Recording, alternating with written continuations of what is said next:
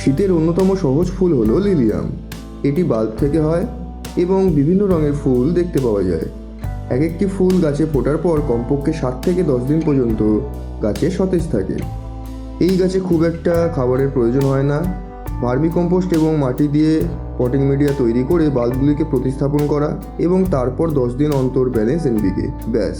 এই সাধারণ খাবারেই এই গাছ থেকে আমরা ফুল পেতে পারি। যেহেতু এগুলি বাল্ব, তাই এরা নিজেদের খাবার এই বাল্বেই সঞ্চয় করে রাখে, তাই খুব একটা খাবারের প্রয়োজন হয় না। সুতরাং বোঝাই যাচ্ছে যে এদের পরিচর্যা একদমই সোজা। তবে আসল কাজটা হলো বাল্বগুলিকে নেক্সট ইয়ারের জন্য সংরক্ষণ করা। আমি যেটা করি সেটা হলো ফুলগুলি হয়ে যাওয়ার পর 2-1 দিন রেখে তারপর গাছগুলিকে তুলে ফেলি এবং উপরে সবুজ অংশটি বাদ দিয়ে নিচের বাল্বগুলিকে একটি প্লাস্টিক পাত্রে কোকোপিট এবং সামান্য ফাঙ্গিসাইড দিয়ে ঢাকনা এঁটে বাড়ির রেফ্রিজারেটর বা ফ্রিজে ঢুকিয়ে দিই। আবার ডিসেম্বর এলে পুনরায় প্রতিস্থাপন।